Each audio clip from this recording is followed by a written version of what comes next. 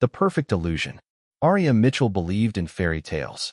At 28 years old, she had everything a woman could dream of: a loving husband, a beautiful home overlooking the ocean, and a best friend who had been by her side since childhood.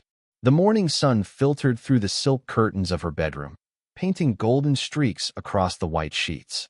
She stretched lazily, reaching for the space beside her, but found it empty. Again. Daniel must have left early for work, she whispered to herself, though a small voice inside questioned why this happened so often lately. She pulled herself out of bed and walked to the large window. The view was breathtaking. Waves crashed against the rocky shore, seagulls danced in the wind, and the town of Clearwater Bay stretched out below like a painted canvas. This house had been Daniel's gift to her on their second wedding anniversary. He had blindfolded her, led her through the front door, and revealed the surprise with tears in his eyes. "For my queen," he had said, "a castle by the sea." That memory felt like a lifetime ago, though only 3 years had passed. The cracks began to show. Aria's phone buzzed on the nightstand. A text from her best friend, Sophie. "Coffee at Marina Cafe? I need to talk to you about something important." A flutter of concern passed through Aria's chest.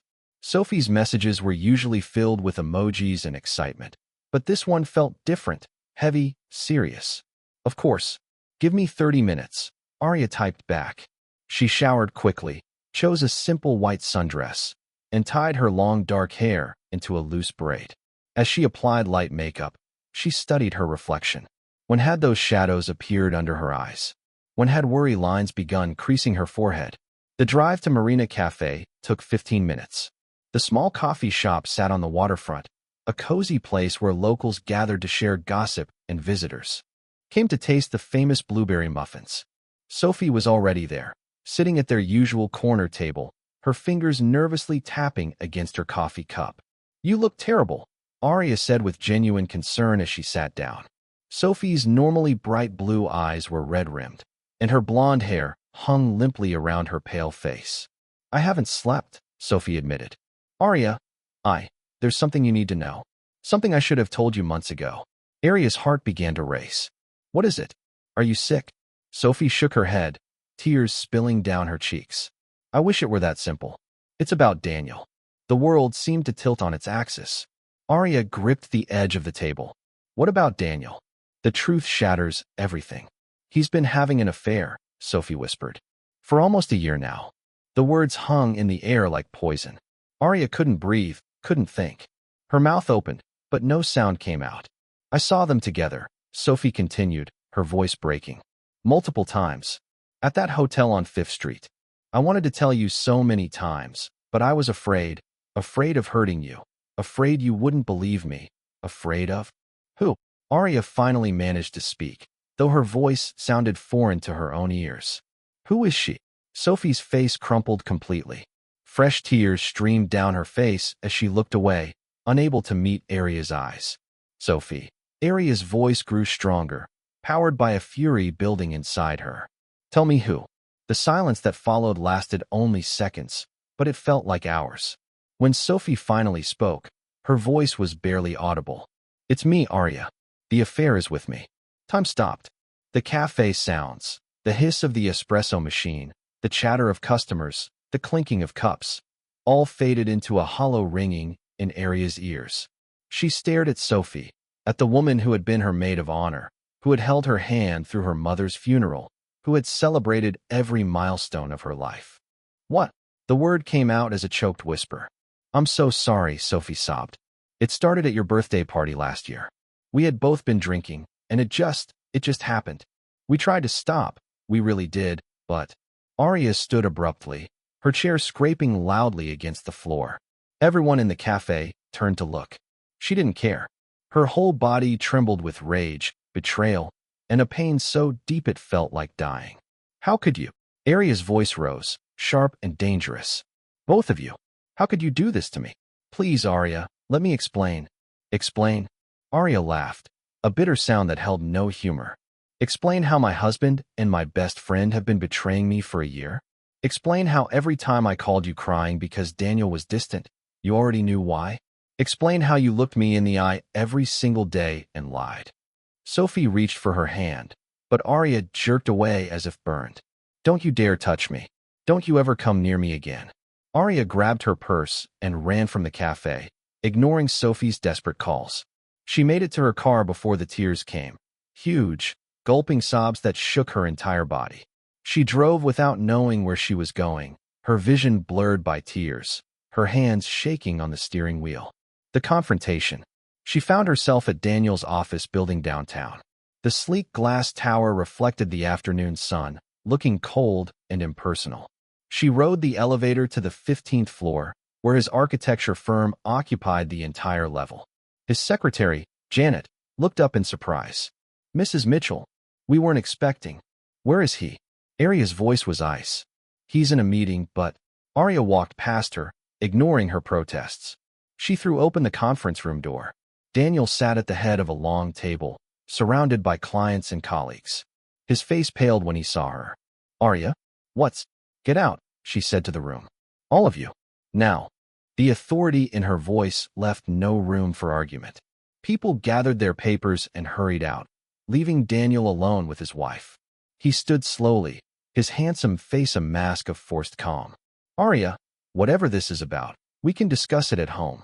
Sophie told me everything." The color drained completely from his face. His mouth opened and closed like a fish out of water. "I can explain." "Don't." Arya held up her hand. "Don't insult me with lies. Just tell me one thing. Did you ever love me? Was any of it real?" Daniel ran his hands through his perfectly styled hair, a gesture she had once found endearing. Now it just made her sick. "Of course I loved you. I do love you. Sophie was a mistake, a terrible mistake, but what we had, Arya corrected coldly. "What we had. It's over. Please, Arya, we can work through this. Couples therapy, whatever you need. What I need is a divorce." The word hung between them like a guillotine blade. Daniel's carefully maintained composure cracked. "You don't mean that. Think about what we've built together. The house, our life, our plans." "Plans?" Arya laughed that same bitter laugh. "What plans, Daniel? The ones you made while sleeping with my best friend? I want you out of the house by tonight. My lawyer will contact you tomorrow." She turned to leave, but Daniel grabbed her arm. "Arya, wait." She wrenched free, her eyes blazing. "Touch me again, and I'll scream. I mean it, Daniel. Stay away from me." The aftermath. The next 3 weeks passed in a blur of pain. Arya filed for divorce, changed the locks on the house, and blocked both Daniel and Sophie on every platform. Her parents, living overseas, called constantly, but she couldn't bring herself to tell them the truth. How could she explain that her perfect life had been a lie? She stopped eating, stopped sleeping properly, stopped caring about anything. The house that had once felt like a dream now felt like a prison. Every room held memories that now felt tainted. The kitchen where Daniel had cooked her breakfast on Sundays, the living room where she and Sophie had watched countless movies, the bedroom where she had believed her husband loved her. One evening, as she sat alone on the deck watching the sunset, her phone rang. An unknown number. "Hello, Mrs. Mitchell? This is Gregory Barnes from Barnes & Associates law firm. I'm handling your husband's side of the divorce proceedings." Arya's stomach dropped. "Yes. I'm calling to inform you that Mr. Mitchell is contesting the divorce settlement. He's claiming that since the house and most assets were purchased in his name, you're entitled to very little in the separation." "What?" Arya's voice rose. "That house was a gift to me. Everything we built was together. I understand, Mrs. Mitchell, but without proper legal documentation, and given that most accounts are in his name, his claim has merit. I'm sorry to be the bearer of bad news." The call ended, and Arya sat in stunned silence. She had lost her husband, her best friend, and now she was losing everything else too. Daniel wasn't just leaving her. He was destroying her completely. The mysterious stranger. That night, unable to sleep, Arya drove to the only place that felt safe, the old lighthouse at the edge of town. It had been abandoned for years, but she and her father used to come here when she was a child. She climbed the rusty stairs to the top, breathing heavily when she reached the observation deck. The view was spectacular. The entire bay spread before her, lights twinkling from homes and boats, the moon casting a silver path across the dark water. She sat on the cold concrete floor, hugging her knees to her chest, and finally let herself break down completely. "Beautiful view, isn't it?" Arya jumped, startled by the voice. A man stood in the shadows near the stairs, tall and lean, his face partially hidden by the darkness. "Who are you?" she demanded, fear replacing her grief momentarily. He stepped into the moonlight. He was perhaps in his mid-30s, with dark hair that fell slightly over intense gray eyes. His expensive suit seemed out of place in the abandoned lighthouse, and something about him radiated controlled power. "My name is Marcus Steele," he said softly. "And I know who you are, Arya Mitchell. I know what your husband did to you. I know about Sophie's betrayal. And I know that right now, you feel like your life is ending." Arya's heart pounded. What do you want?" Marcus walked closer, stopping a respectful distance away. "What I want is to offer you something. A chance. A way to rebuild yourself stronger than before. A way to make everyone who hurt you understand exactly what they've lost." "I don't understand." "Revenge, Arya." His smile was cold and sharp. "I'm offering you the tools for perfect revenge. But more than that, I'm offering you a future where you're not the victim anymore. You become the one in control. Why would you help me? You don't even know me." Marcus turned to look at the ocean, his profile sharp against the night sky. "Let's just say I have my own reasons for disliking your husband. Business reasons. And sometimes, the enemy of my enemy becomes my ally. Think about it, Arya. You can walk away now. Let them win. Let them take everything while you fade into nothing. Or you can fight back. You can transform yourself into someone they'll never forget, someone they'll regret betraying." Arya stood slowly, her mind racing. Every rational part of her screamed that this was dangerous, that she should walk away. But a deeper, darker part, the part that had been born from betrayal and pain, whispered something different. "What exactly are you proposing?" Marcus's smile widened. "Come work for me. Leave Clearwater Bay, disappear for a while. I'll teach you everything. Business, strategy, how to build an empire. Welcome to Twisted Heartstrings. If you're hooked on Arya's journey from heartbreak to power, hit that like button and subscribe to follow her transformation. Part 2 is coming soon, where Arya disappears and reinvents herself into someone unrecognizable. Will she find love again, or will revenge consume her? Don't miss it. Would you like me to continue with Part 2, the transformation? B2 Part 2, the transformation. Vanishing into the unknown. The next morning, Arya woke before dawn. The decision she had made at the lighthouse felt both terrifying and exhilarating in the gray light of early morning. She moved through her house like a ghost, packing only essentials, clothes, important documents, her mother's jewelry. Everything else, the furniture Daniel had chosen, the decorations Sophie had helped pick out, the wedding photos still hanging on the walls, she left behind like shedding dead skin. She wrote only one letter, addressed to her lawyer. "I'm leaving Clearwater Bay. Give Daniel whatever he wants. The house, the assets, everything. I don't want anything that reminds me of him. Forward any remaining funds to the account number below. Don't try to contact me." By the time the sun rose over the ocean, Arya was already driving north on the coastal highway, her old life shrinking in the rearview mirror. She had texted Marcus a single word, "Yes." His response had been immediate, an address in San Francisco and instructions to arrive by evening. The 6-hour drive gave her too much time to think. Doubt crept in with every mile. What was she doing? Running away with a stranger who promised revenge? It sounded like something from a movie, not real life. But then she remembered Daniel's face when the lawyer called, remembered Sophie's tears that had come a year too late, and her grip tightened on the steering wheel. No, she wasn't running away. She was running toward something, toward strength, toward power, toward becoming someone who could never be hurt like this again. The beginning of everything. San Francisco appeared through the fog like a city from a dream. Tall buildings piercing the clouds, streets climbing impossible hills, the Golden Gate Bridge spanning the bay like a gateway to another world. Marcus's address led her to a sleek high-rise in the financial district. The lobby was all marble and glass, screaming wealth and power. A security guard directed her to the penthouse elevator. "Mr. Steele is expecting you." The elevator ride felt endless. When the doors finally opened, they revealed not a hallway, but an entire floor, an open-plan penthouse with floor-to-ceiling windows offering a breathtaking view of the city. Marcus stood by those windows, his back to her, phone pressed to his ear. "No, tell the London office we're not negotiating. Either they accept our terms, or we walk." Good. I'll review the contracts tomorrow. He ended the call and turned to face her. Arya, welcome to your new life. She stepped into the space, her small suitcase suddenly feeling ridiculous in such grandeur. This is overwhelming. It should be. This is what power looks like. Marcus gestured to a sitting area. But before we begin, I need to know you're truly committed. What I'm offering isn't easy. It will require you to become someone completely different. It will hurt. It will push you beyond your limits. And there will be moments when you'll want to quit. Can you handle that? Arya thought of Daniel's smug face, of Sophie's betrayal, of losing everything she had built. Yes. Then let's start with the truth. My company, Steel Industries, has been trying to acquire your husband's architecture firm for 2 years.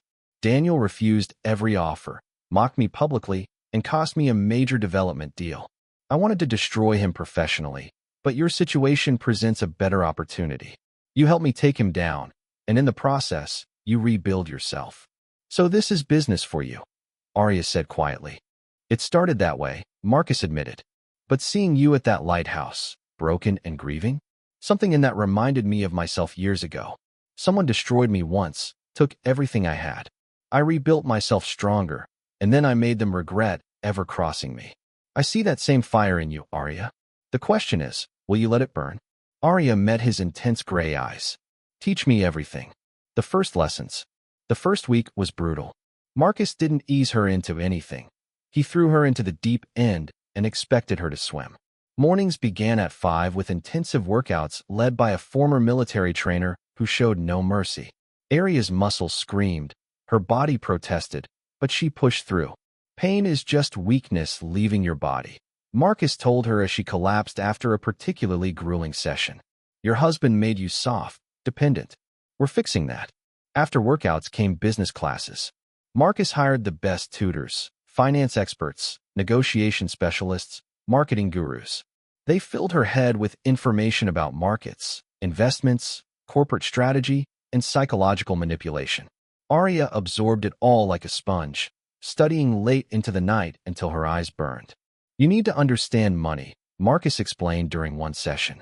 Not just how to spend it, but how to make it, control it, weaponize it. Money is the ultimate power in this world. Master it, and you master everything else. But the hardest lessons were the personal ones. Marcus brought in a team, a stylist, a voice coach, a body language expert, each tasked with transforming her appearance and presence. You dress like a suburban housewife, the stylist, a sharp-tongued woman named Victoria, announced bluntly. We're making you into a force of nature. Gone were Arya's simple sundresses and casual jeans. Victoria replaced them with power suits, designer dresses, and accessories that cost more than Arya used to spend in a month. The woman who looked back at her from the mirror seemed like a stranger, elegant, sophisticated, intimidating. The voice coach worked on eliminating the softness from her speech. You apologize too much. Hedge your statements. Make yourself small. Stop it. Speak with authority. Command a room. 3 months passed in this intensive transformation. Arya rarely left the penthouse, barely contacted anyone from her old life. Her parents thought she was traveling to find herself. Daniel's lawyer had processed the divorce efficiently. He got the house, most of the assets, and she walked away with a modest settlement that she immediately invested according to Marcus's guidance. The investment. One evening, Marcus found her on the penthouse balcony, staring at the city lights. He handed her a glass of wine. You've worked hard, he said. Tomorrow, we start the real work. What do you mean? Everything until now was preparation. Tomorrow, you become an investor in Steel Industries. I'm giving you $5 million. Arya nearly dropped her glass. What? Marcus, I can't. You can, and you will. Consider it a loan. You'll invest it according to your training, grow it, and eventually use it to build your own empire. You'll also start attending business events with me, meeting influential people, learning the real game. Why are you doing this? $5 million is nothing compared to what you'll be worth when we're done, Marcus interrupted. But it's also a test, Arya. I need to know you can handle real money, real pressure, real stakes. Prove yourself, and this is just the beginning. That night, Arya couldn't sleep. $5 million. 6 months ago, she had been a housewife whose biggest decision was what to make for dinner. Now she was being entrusted with a fortune. The responsibility was crushing, but beneath the fear was something else: excitement, possibility, power. The first deal. Her first major test came at a tech startup pitch event. Marcus had identified a small company developing revolutionary sustainable building materials, exactly the kind of innovation that could disrupt Daniel's industry. Aria's job was to secure the investment before anyone else noticed its potential. She walked into the conference room wearing a black Armani suit, her dark hair styled in a sleek bun, her presence commanding. The startup founders, 3 young engineers, looked surprised to see a woman. "Ms. Mitchell," one of them said, glancing at Marcus, who stood silently by the door. "We were expecting Mr. Steele." "Mr. Steele doesn't waste time on ventures he doesn't believe in," Aria replied smoothly, using the authoritative tone she'd practiced. "I'm here because your technology interests me. Convince me it's worth my money." For the next hour, she grilled them mercilessly. She'd studied their patents, their market analysis, their competitors. She found holes in their business plan, questioned their manufacturing costs, challenged their timeline. The engineers scrambled to defend their work, clearly not expecting such intensity. Finally, she leaned back. "You're undercapitalized and overconfident. Your projections are optimistic fantasy. But your core technology is brilliant, better than you realize. Here's my offer. I'll invest $3 million for 30% equity and a seat on your board. Non-negotiable." The room went silent. They had been hoping for $1 million at most. "We'll need to discuss," one began. "You have 10 seconds, Arya interrupted. 9, 8, 7. "We accept," the lead engineer blurted out. Arya smiled, stood, and extended her hand. "Pleasure doing business with you, gentlemen. My lawyers will contact you tomorrow." Outside the building, Marcus was grinning. "That was perfect. Cold, calculated, and you got better terms than I expected. How did it feel?" Arya took a deep breath, her heart racing with adrenaline. It felt powerful. Good. Because that's just the beginning. The gala. 6 months into her transformation, Marcus announced they would attend the West Coast Business Excellence Gala, the most prestigious networking event of the year. "Everyone who matters will be there," he explained. "This is your coming out party." Arya spent a week preparing. Victoria selected a stunning emerald green gown that hugged her newly toned figure, with a neckline that was elegant but commanding. Her hair was styled in soft waves, and a diamond necklace, Marcus's loan, he insisted, glittered at her throat. When she descended the stairs on the night of the gala, Marcus actually stopped and stared. "Arya, you look like someone who belongs in that world," she finished. "Like someone who owns it." The gala was held in a historic mansion overlooking the bay. Crystal chandeliers hung from soaring ceilings, champagne flowed freely, and San Francisco's elite mingled in their finest clothes.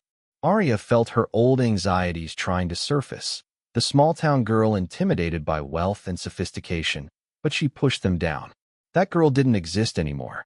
Marcus introduced her to dozens of people, CEOs, investors, politicians. Arya charmed them all, discussing market trends, upcoming legislation, and investment opportunities with the confidence of someone born into this world. Several men asked for her card, intrigued by the mysterious newcomer on Marcus Steele's arm. "Who is she?" she overheard someone whisper. "New girlfriend. Business partner," Marcus corrected smoothly, his hand resting lightly on her lower back. "And the smartest investor I've worked with in years." The touch sent an unexpected jolt through Arya.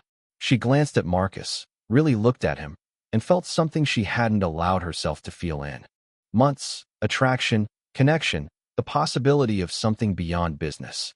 His gray eyes met hers, and for a moment, the crowded room seemed to fade away. Then reality crashed back. She was here for revenge, not romance. Getting involved with Marcus would complicate everything. "I need some air," she said abruptly, pulling away. She found a balcony overlooking the garden. The night was cool, the stars hidden by city lights. She gripped the railing, trying to steady her emotions. "Running away from me?" Marcus's voice came from behind her. "I'm not running from anything anymore," Arya replied without turning. He stepped beside her, close enough that she could smell his cologne, cedar, and something darker. "You felt it too. In there." "Marcus, I know this wasn't part of the plan," he continued quietly. You were supposed to be a protege, a tool for revenge. But somewhere along the way, you became more than that. You became important. Arya finally turned to face him. I can't do this. My last relationship destroyed me. I'm not ready for. I'm not asking you to be ready. Marcus interrupted. I'm just telling you the truth. What you do with that truth is your choice. Before she could respond, a voice called from the doorway. Marcus? The mayor wants to speak with you. The moment shattered. Marcus gave her one last intense look, then returned inside. Arya stayed on the balcony, her heart racing, her carefully constructed walls suddenly feeling very fragile. The return plan. 1 year and 8 months after leaving Clearwater Bay, Arya sat in Marcus's office reviewing financial reports. Her initial investment had tripled.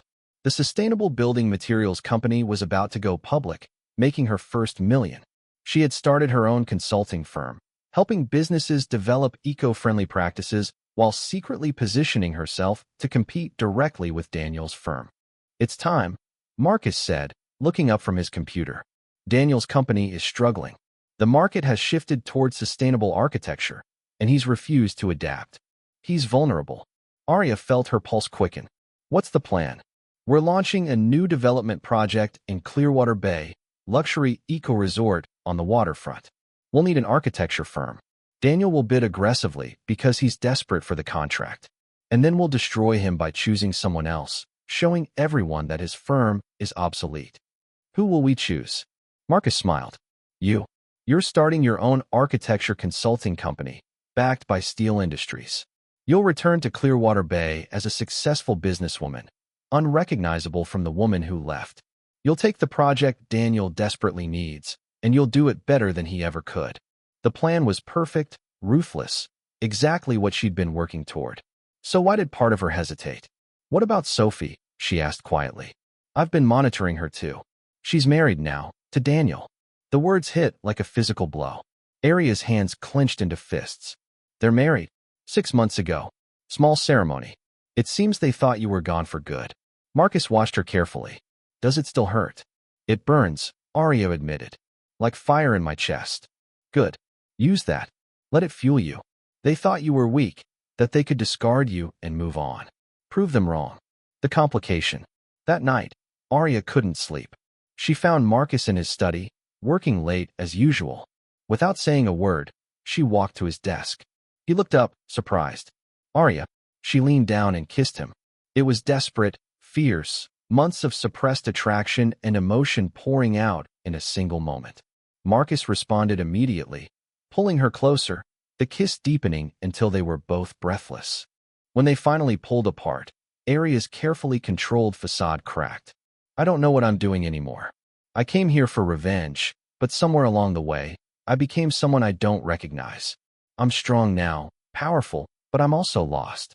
And you, her voice broke. You make me feel things I swore I'd never feel again. Marcus cupped her face gently. You're not lost, Arya. You're found. You're finally becoming who you were always meant to be, without anyone holding you back. The woman you are now? She's magnificent. And she terrifies me because I'm falling in love with her. Tears slipped down Arya's cheeks. I can't promise you anything. My heart is still broken. I'm still angry. I still want revenge. I know. And I'm not asking for promises. I'm just asking you to let yourself feel something besides rage and pain. Let yourself be happy, even if it's just for tonight. They made love that night in Marcus's penthouse, the city lights twinkling below them like fallen stars. For the first time since Sophie's betrayal, Arya allowed herself to be vulnerable, to trust, to hope that maybe, just maybe, she could have both revenge and happiness. But as dawn broke over San Francisco, reality returned.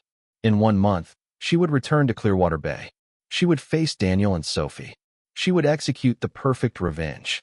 The question was, who would she be when it was all over? The woman she was before, the woman she'd become, or someone entirely new? The revelation. 2 weeks before her planned return, Marcus called her into his office with unusual urgency. His face was grave. What's wrong? Arya asked, alarm rising. I received some information about Daniel. Arya, there's something you need to know about your marriage. Her stomach dropped. What now? Marcus handed her a folder. I hired an investigator to dig into Daniel's finances, looking for leverage. What they found goes much deeper than an affair. He paused, his jaw tight. Your marriage was a setup from the beginning. Aria's hands trembled as she opened the folder. Inside were bank statements, emails, legal documents. As she read, the room seemed to spin. Daniel married you to access your father's business connections, Marcus explained quietly. Your father's tech company in Singapore, Daniel used your relationship to secure contracts, then systematically cut your father out. That's why your parents moved overseas so suddenly. They weren't retiring. They were running from the financial ruin Daniel caused. No, Arya whispered. No, that's not. My father told me he was ready to retire. He lied to protect you. He didn't want you to know your husband had destroyed him. Marcus's voice was gentle but firm. Sophie knew too. She was in on it from the start. The affair wasn't a mistake, it was the endgame. Once Daniel had everything he needed from your father's connections, he was always planning to leave you for her. Aria's vision blurred. Everything. Her entire marriage, her friendship with Sophie, the life she'd built. All of it had been a calculated betrayal. She wasn't just a discarded wife. She was a mark, a tool used and thrown away. The pain morphed into something else, a cold, crystalline rage that felt almost serene in its intensity. My father, she said slowly. Where is he now? Singapore. Trying to rebuild. He's proud, hasn't asked for help. But Arya. Marcus hesitated. The stress caused him to have a heart attack 3 months ago. He survived, but he's not well. That was the final piece. Arya's transformation was complete. She stood, her face a mask of deadly calm. Change the plan, she said. I'm not just taking a business contract from Daniel. I'm taking everything.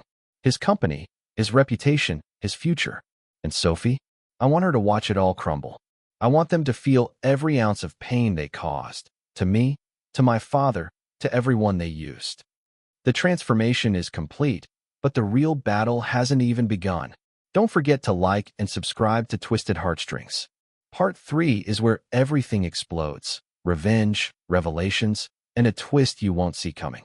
Will Arya's thirst for vengeance destroy her chance at true love? Find out in the epic conclusion. B3 Part 3, The Reckoning. The Queen returns. The morning Arya returned to Clearwater Bay, the town looked exactly the same. Quaint shops lining Main Street, sailboats bobbing in the harbor, the old lighthouse standing sentinel on the cliff. But Arya was not the same woman who had left 22 months ago. She stepped out of her black Tesla wearing a tailored ivory suit, oversized sunglasses hiding her eyes, her presence turning heads immediately. She had booked the penthouse suite at the newly renovated Harbor Grand Hotel, the tallest building in town.